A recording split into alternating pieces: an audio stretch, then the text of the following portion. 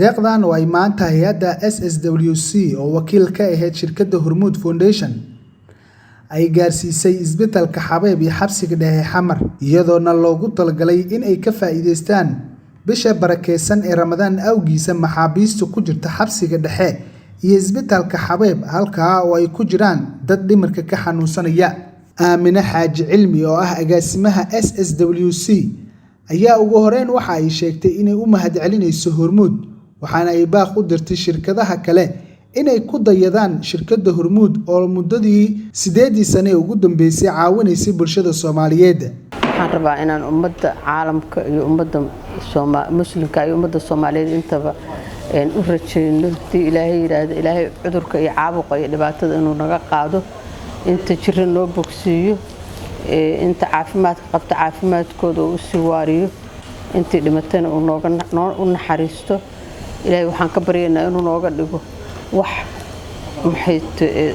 aan u jeedno nacag maroona na taaban saasaan Ilaahay uga baryayaa. waxaan rabaa saakalkan inaan waxaan ka ku qabanaynaa halkan shaqad sanad la ah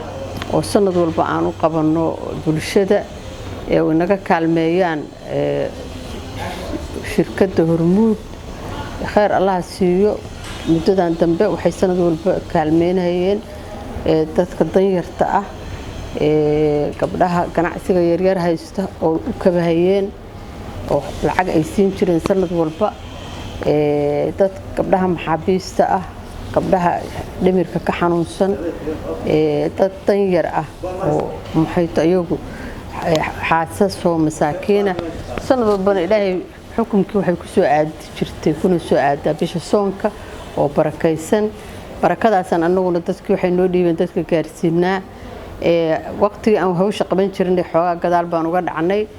sababta nagu keentana waxay ahayd awal dadka inta xarunta isugu yeernaan dadka lacagtooda siin jirnay iyadoo shirkadu nala joogto dadka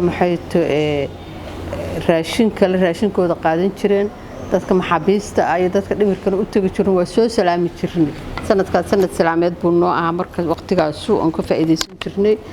sidii ma dhicino hadda waxa dhacay dhibkaan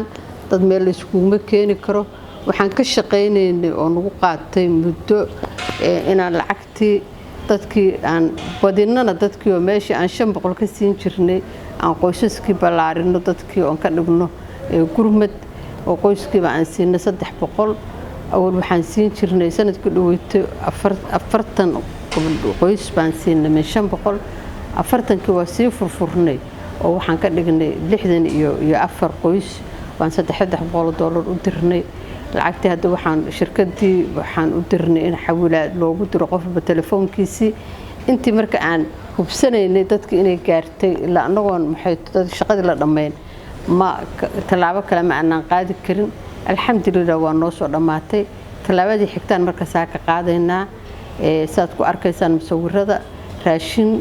iyo dhar iyo barwaaqo baa dhooban hadda la kala qaadayaa wixii xabsi ku lahaan xabsiga la geynayaa waa loo qaybinayaa ma haysano awoodii aan ku gali jirno oo ku qaybin jirnay dadka mas'uuliyiinta aan u dhiibaynaa gabdhaha waxooda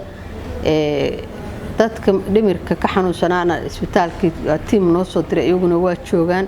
dadka kalena waxaan rabnaa inaan anagu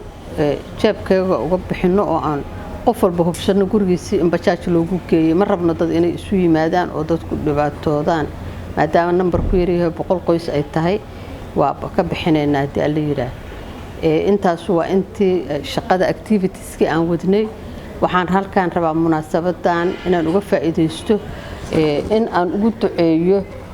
dadkii Ilaahay deeqda siiyay oo dadka masaakiinta oo walaalahooda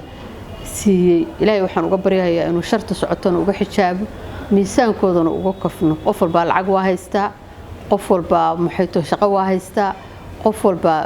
akoonkiisa iyo faa'iidadiisa waxa ugu jiraan qof walba sama bixiyo qof walba wadnahaas kuma jiro qof walba masaakiinta inuu u naxariisto ma intaas kuma fiiriyo marka xoogaa saa'ido wuxuu yiraahdaa Alle inta dhulka did guri gad Alle guri gad hada nafta iyo shaydaanka qofkaas mas'uulka ah nafta iyo shaydaanka Ilaahay dadka ka qabto waxaan leeyahay anigu dadkii bini aadamku waa marqaati arlada waxa loo keenay marqaati inuu ka noqdo oo qaliif uu ka noqdo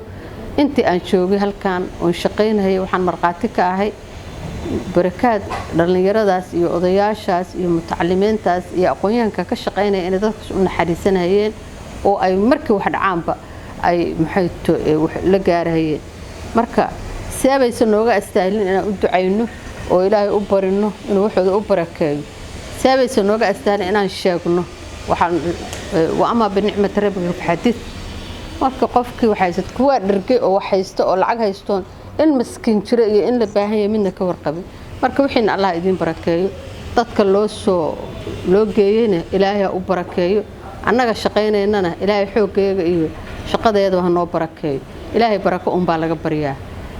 taas waa midii aan rabo inaan uga baxo barakaad arrimaheedii iyo dadka masaakiinta midda labaad oo rabo inaan u soo galo waxay tahay dalka adduunka waxa ka dhacay dhibaato waxa yimid cudur looma jeedo lagama carari karo la iskama celin karo uguma yeeri kartid ehelka kaama qaban karo adigu iskama qaban kartid waa ishu ma qabato waana ka adagay ha ka adkaada waa dilaya halkii mar wuxuu dilayaa waxun ilaahay nuclear qarsoon aamusan weeye ilaahay waxaan ka baryaynaa dhinacu naga mariyo waxaan rabnaa marka dadka iyagu inay ku baraarugaan oo anigu reer mudug waxay yiraahdaan baroor dhiladu maba dhacsana annagina ma dhacsana waa ordaynaa waa naftayeedi qof walba naftaada mas'uul ka tahay naftaada afka u xiro dad waayeelaa guriga jooga aabayaasha hadilinina hooyooyinka hadilinina waaridka hadilinina awoowiya ayeeyaha hadilinina haday dhintaan waa ooyaysan maxaad ugu keenaysaa inta tagto adoo afka ku banaayo maanta dhan magaalada maraysa aad ugu soo galaysaa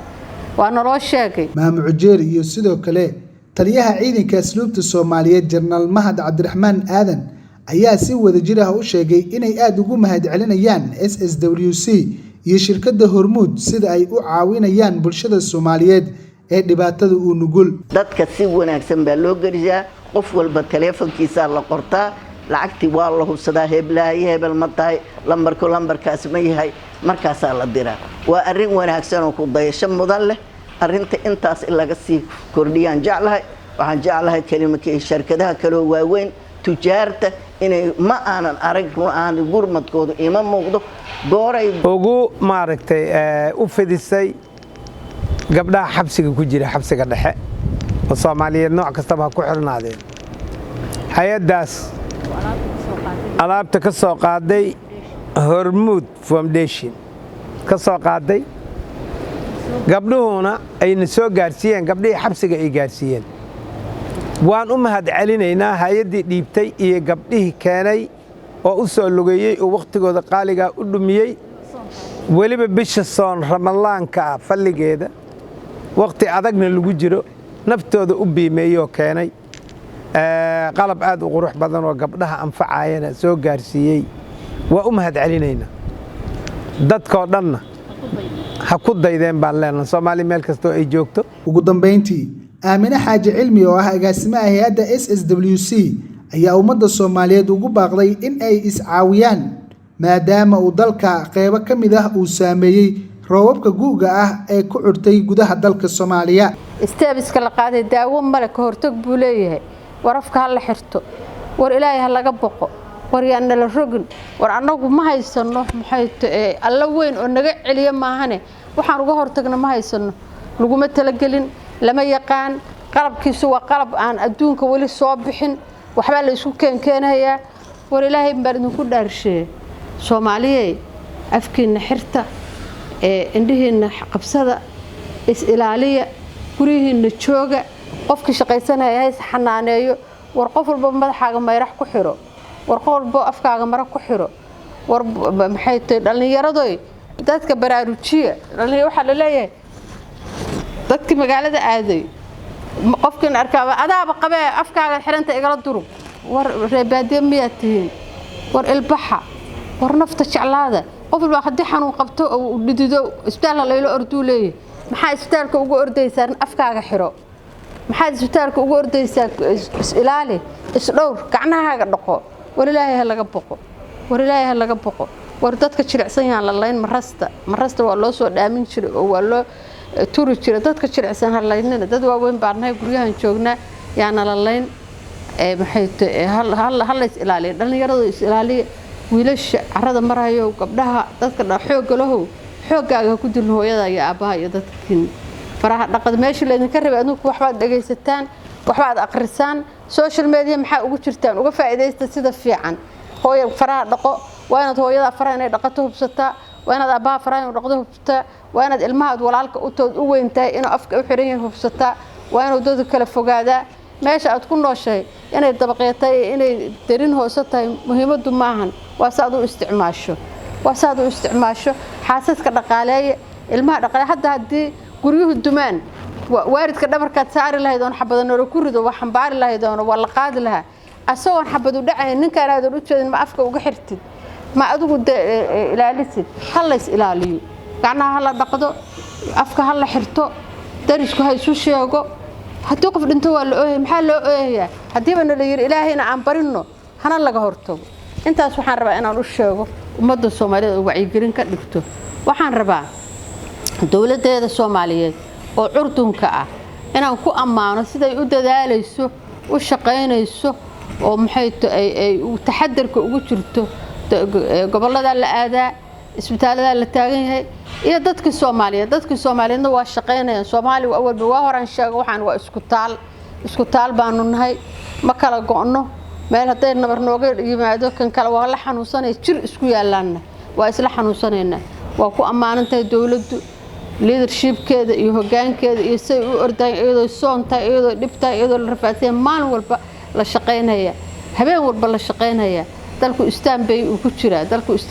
jiraa ilaahay ajar iyo xasanaad ka siiyo ilaahay iyagana malaa'iga la shaqeeyo u soo diro waa ku ammaanaya kaalinta ay dawladda iyo shacabka Soomaaliyeed iyo dhaqaatiirta Soomaaliyeed ay ku jiraan runtii dibadda kuwa jooga iyo kuwa dalka jooga si fiican baa loo wada shaqeeyaa shaqadu si fiican bay u socotaa laakiin shacabku dhalinyaradu naftiinana u shaqeeya maxay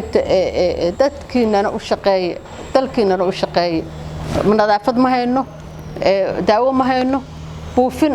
maxay gaari karna ma hayno qalbi fiican inta la nimaadno aan shaqeyno waxa iskoolka markii la dhigan jiray waxa la dhigan jiray dugsigaaga ka adkow darsigaaga ka adkow qof walba darsinkaaga ka adkow afkaaga xiro oo reerkiina ka warqabo ku sii dar iyo dariska markaad gurigeena ogaato cid dariska u tag afka la xirta dhahay u sheeg inta aad dhaantaan waxaan kaga rabaa inaan kaga gudbo ku soo gabagabeeyo waxa dhacay daadad aafa dhacday waxay ka dhaceen maxay Baar Dheere iyo Bardaale iyo Qardho iyo Bacadweyn kuwa kalena waa laga baqayaa ilaahay kuwa horana dadka maxay dhibaatada ha ugu dhib yareeyo kuwa soo socdana ilaahay naga xijaab oo ha noo dhib yareeyo waxaan rabaa ummadda Soomaaliyeed meeshaan waxaan ku soo gaarnay isku gurmasho iyo isku turid in loo gurmado dadka ay dhibaatadu gaartay oo daadadku aafeeyeen hooyooyinka ilmaha afka ku sida waaridka jilicsan oo qarqarahaya ilaahay xukunkeed bay ku noqotay meel waa lagu qarqarayaa roob baa lagu dhex jiraa meel waa la cararayaa meel waa la qufacayaa waa xukum ilaahay xukumka ilaahay asaa iskale waa baryeena laakiin waa istaageerina hadba kiina taag daran taageero waligiin ma aanan inteeda carrada joogta ma aanan dhalan hal la istaageero talada ilaahay hal la saarto hal la isku gurmado qalbiga hal la iska jeclaado hal la isku duceeyo bisha Ramadaan oo barakaysan barwaaqaday wadato oo ducada ilaahay naga aqbalay hal laga reebto